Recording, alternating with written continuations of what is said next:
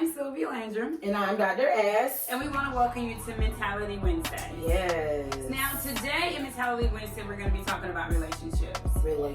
And when we get into the conversation about relationships, it's one thing I want to start with, and I think that this is extremely important, and that is how we all view relationships and what we feel like our counterpart does in a relationship.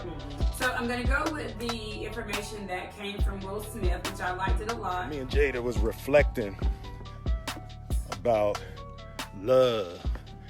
And I asked her, I said, what did she think was, one of the biggest revelations that she had about love? She said that you cannot make a person happy. And I thought that was a real deep idea. You can make a person smile, you can make a person feel good, you can make a person laugh, but whether or not a person is happy is deeply and totally and utterly out of your control. I retire from trying to make you happy. I need you to go make yourself happy and just prove to me that it's even possible. And what he was saying about his wife Jada is that he's not responsible for her happiness. Oh.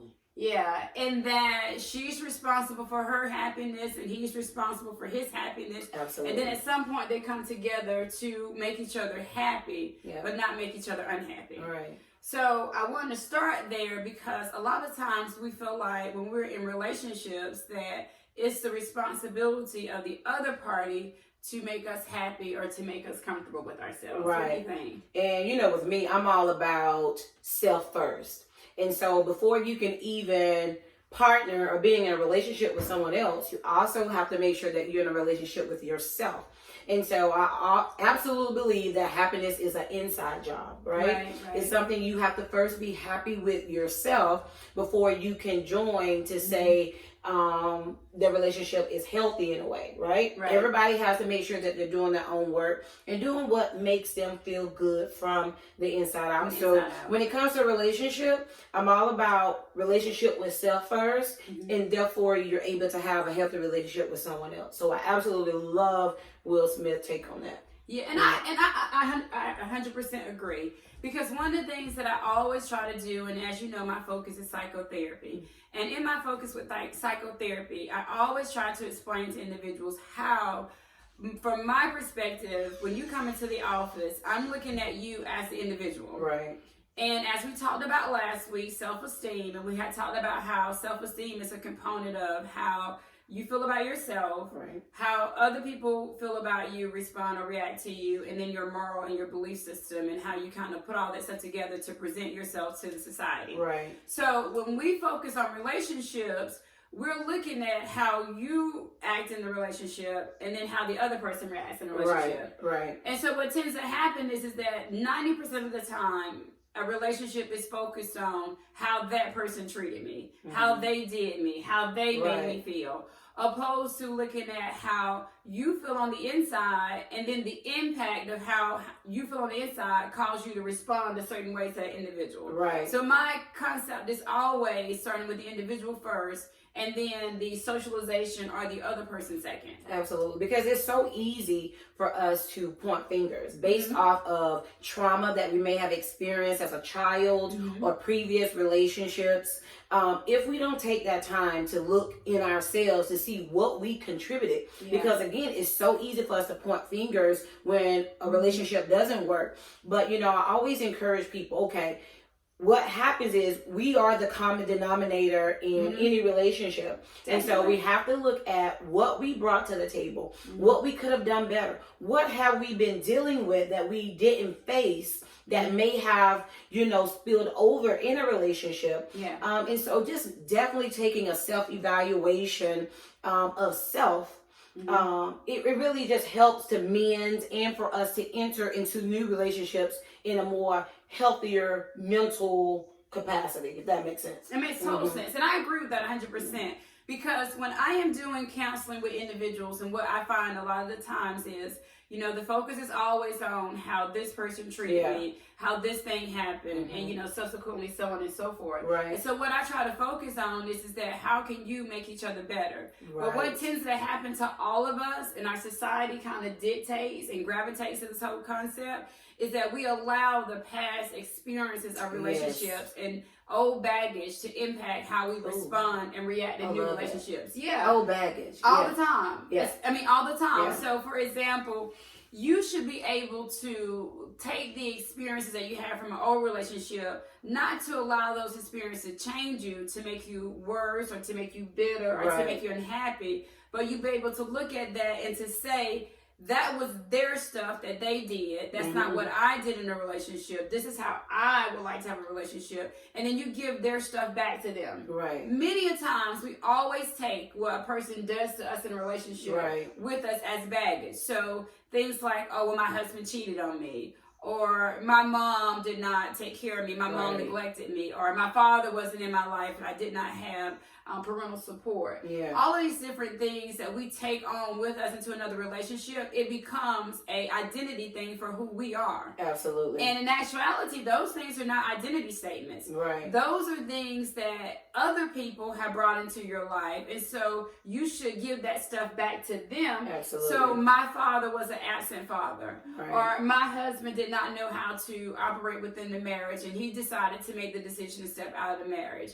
Or my best friend, was not a good friend to me. And so she shared my personal business with other people. And those are their things. But too many times we take ownership of other people's stuff. We carry it back around as baggage. And then it makes us bitter. It makes us not trust. Angry. And one of the things that you and I have talked about several times is that whole current value statement. I know my self-worth. Yeah. If I could coin that phrase in the way that I think that it really should be terminalized and the way that it should be coined, and to say that I do know my self-worth, so I will not allow another person to react or to respond to me in a negative way and maintain and stay in that relationship. Absolutely. Instead of, because I know my self-worth, I'm not going to allow you to mistreat me. Totally backwards. Right, totally backwards. Very good information. You can tell she's very passionate about that, right? I am. And in that, I'll never forget, I was asked a question, who took your worth away? And when you look at that from past experiences, relationship that wasn't healthy, it really takes something out of you. And that's why it's so good. Even in my mindfulness sessions, I always talk about pouring back into self. Yeah. Making sure that you're affirming yourself, making sure that you're reminding yourself that you are worthy, that you do have value, and that you do deserve all good things. Yeah. And when you understand that and you accept that, it tends to uplift you again from the inside out. And so then we won't turn to all of these other outside distractions, or we look for validation from other people, to waiting for them to put worth on us. And so we have to show up with worth on us. But again, it's an inside job. It's an inside job. And mindfulness and meditation is one of those tools that help that person to sit with themselves and really internally digest what is it that they want and what you want for your life. And I agree with that. And one of the exercises that I do, and one of the things that I do strongly encourage, I do a lot of couple counseling. And I also do a lot of co-parenting counseling. So co-parenting is after the fact, when you decide that you're not going to be in a relationship with the person, but you guys still got to parent.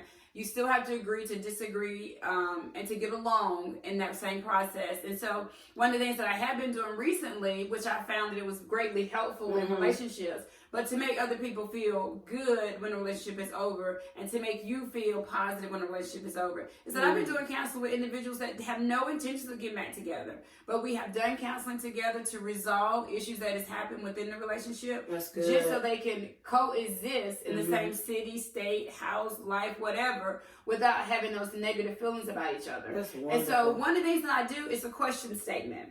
Question. And this is a question that you don't need an answer back from. A question that you don't need an answer back from. But the way that a person reacts back to you is your answer. So let's say that you have a past conflict with a friend, a relative, a family member, boyfriend, girlfriend, so on and so forth. And you send them the question mark statement, and just a question mark.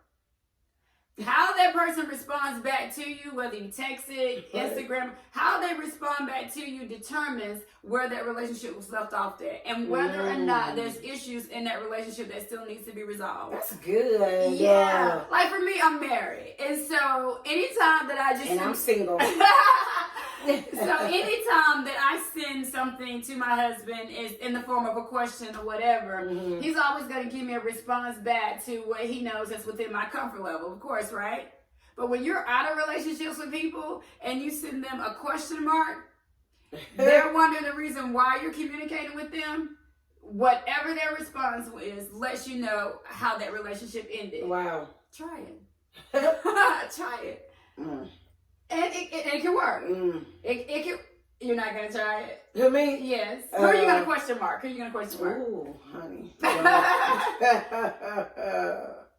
That's good. That's a good question. Yeah, definitely off the record. But the thing about it is that it allows you to see areas where you need to mend relationships in your past. And if you guys want to come into therapy and do that mending of that relationship, I'm here to provide that service to allow you to do so. And I'm here from the mindfulness meditation standpoint to help you to cope with the inner battles that you may have from a more self-development standpoint that also helps us to nurture who we are and who we are becoming.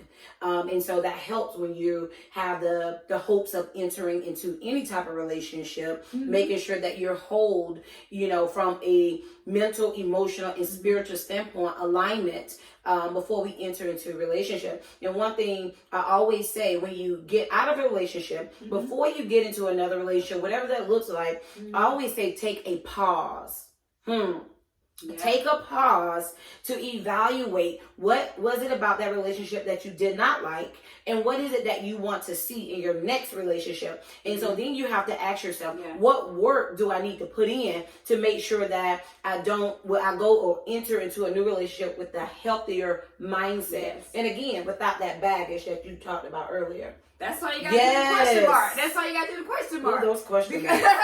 Because it allows you to see where you're at. Yeah. And as a takeaway, and what we've discussed and what we talked about today is that relationships happen, but relationships also impact the way that we view new relationships, and it impacts the way that we think of and how we feel about ourselves. Yep. From my perspective, I feel like for every relationship that you participate in, that you're a part in, that relationship shouldn't change who the person that you are, but that relationship should just enhance the person that you are. And for you to understand, just like Will Smith said, is that your responsibility for your own mental well-being and your happiness totally and 100% rests on you.